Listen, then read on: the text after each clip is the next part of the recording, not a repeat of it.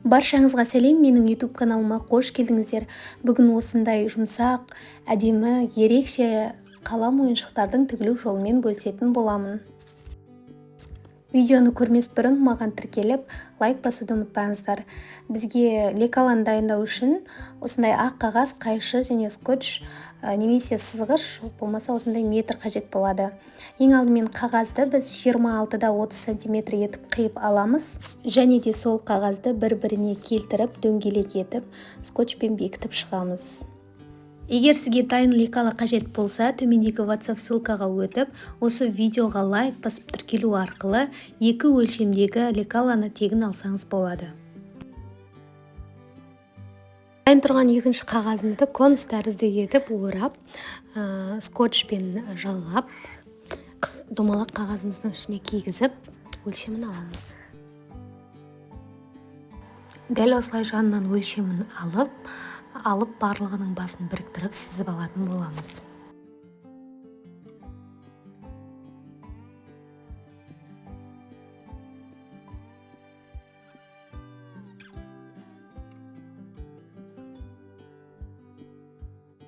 Келесі кезекте бізде қаламымыздың ұшын белгілейтін боламыз.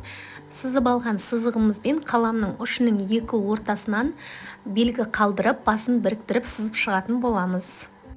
Қаламыздың астыңғы бойында домалақ өлшем болады. Ол өлшемді 26-да 30 см етіп қиып алған парағымызды дөңгелек етіп орап, ақ параққа бастырып, солай өлшемін алсақ болады.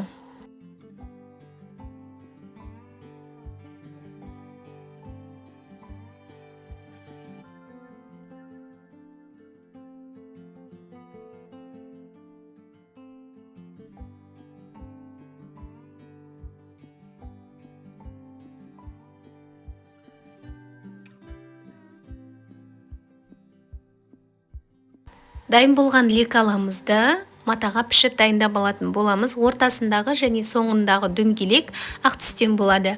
Ал қалған түстерді өздеріңіздің қалауларыңыз бойынша дайындайсыздар.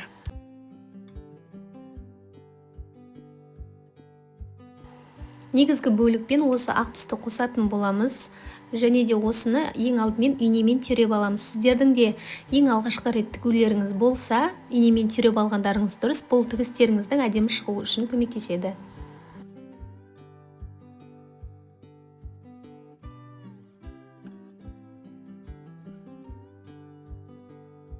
Инелерді алып отырып, екі жағынан закрепка беріп, тіке тігісте тігіп шығатын боламыз. Келесі кезекте дәл осылай қаламымыздың ұшын инемен түйреу арқылы тіке тігісте тігіп шығамыз.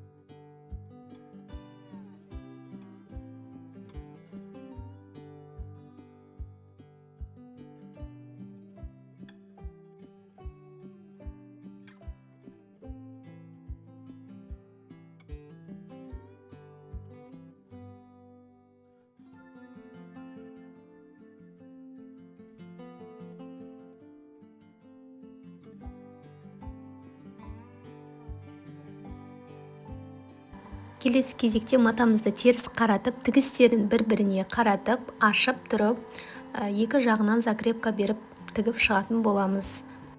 Қаламымыздың ортаңғы бөлігінен екі жағынан закрепка беру арқылы 10 см-дей орын алып қалатын боламыз.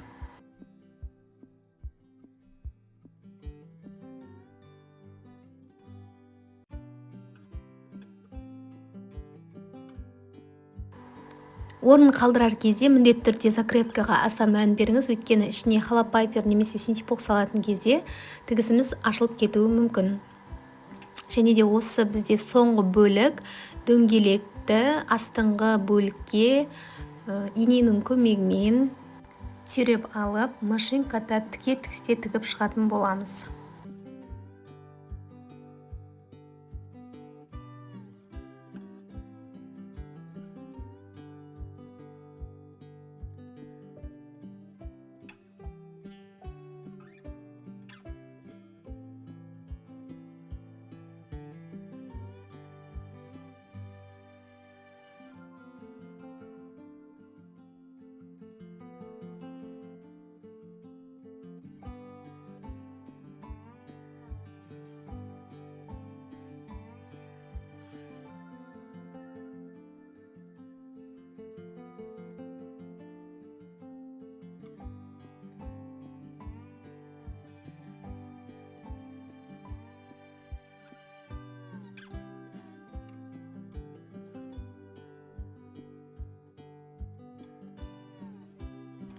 Тігіліп дайын болған бұйымымызды қалдырған орнымыздан оң қаратып, ішіне синтепон немесе халапайпер салсаңыздар болады. Мен өзім халапайпер салдым.